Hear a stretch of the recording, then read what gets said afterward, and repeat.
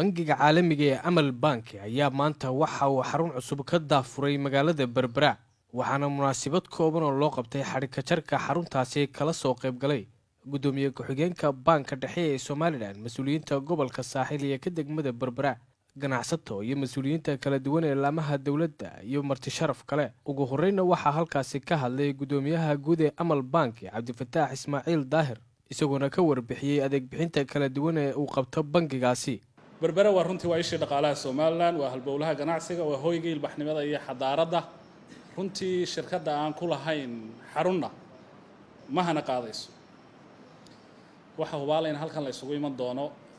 maadaama ay tahay halbowlihii dhaqaalaha ee dalka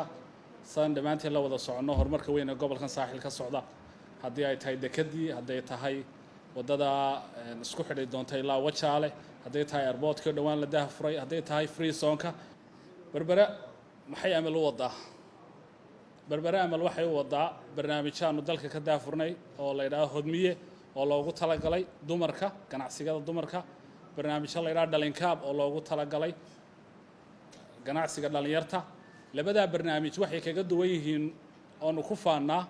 waa qardul xasan waa lacag kaash oo la siinayo oo $1 la saareen faa'iido ku soo shaqaysanayaan soo celinayaan iyaga sidaa waxay kaga duwan yihiin kuwa dhalinyartu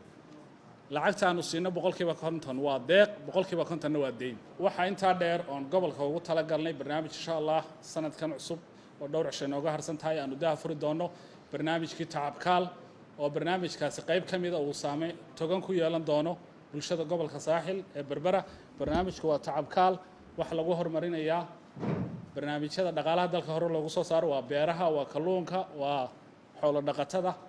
gudoomiyaha Amal Bank ee gobolka Saaxil Amiir Maxamed Ismaaciil iyo sidoo kale Cabdiraxiin Axmed Ibraahin oo ah madaxa suuqgeynta ee bangigaasi iyo sidoo kale qaar kamid ah mas'uuliyiinta iyo marti sharaftii munaasabadaasi ka soo qayb gashay oo iyaguna halkaasi hadallo kooban ka soo jeediyay ayaa waxa ay sheegeen bangiga inuu mar walba ka go'an tahay inuu la shaqeeyo qaybaha kala duwan ee bulshada hadday tahay dhalinyarada hadday tahay haweenka iyo si guud ganacsatada aad baan ugu farxayaa Amal Bank waxaan wanayaa Amal malaade horeba u joogtay hore magaalada u joogtay meedoogay ma numanaya Amal Bank qaybta xawaalada ayaa joogtay oo runtii anigu waxaan ahay qolada shibinka maraakiibta dibadda isticmaala nooliyada runtii Masar iyo meelaha adag iyagaan ka xawili jiray insha Allah aniguna waxaan noqon doonaa ka ugu horeeya account-ka ka furta waxaan halkan ka hambalyeynaya amaan ku soo dhaweynaa banka Amal Bank oo runtii noqon doona baankan dambe ee ku soo kordhay baanankeenii hore u jiray waxaan ku hadlayaa magaca rugta ganacsiga ee Soomaaliland anoo matalaya waxaanu baarigaynaa oo soo dhaweynaynaa aad iyo aad ugu ducaynaynaa bangigaasi Amal ee maanta magaalada Berbera ka furay xafiiskiisii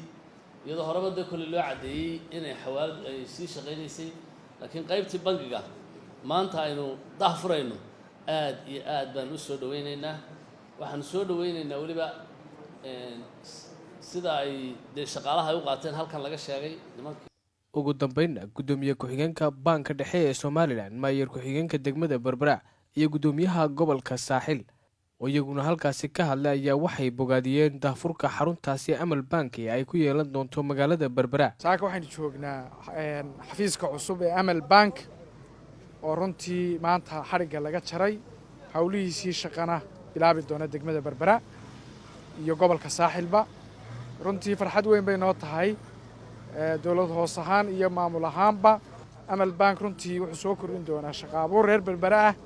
wuxuu soo kordhin doonaa maalgelin wuxuu soo kordhin doonaa adeeg badan oo ay bulshadu u baahan tahay runtii Amal Bank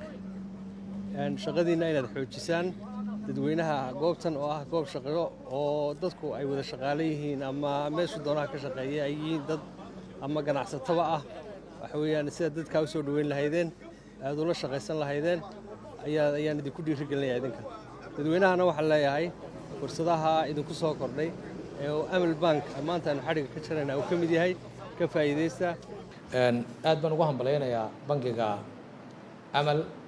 inuu maanta ka furay xaruntii 15aad geeyga Soomaaliland runtii waa xawli aad u dheeraynaya markaad eegto asaaska bangiyada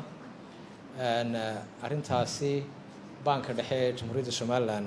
si gaara uu ugu hambalyaynayaa banka amal. gabagabadiina mas-uuliyiintaasi ayaa si wada jira waxay xadhigga uga jareen xaruntaasi. cabdirashiid cadare, MM TV, Berbera.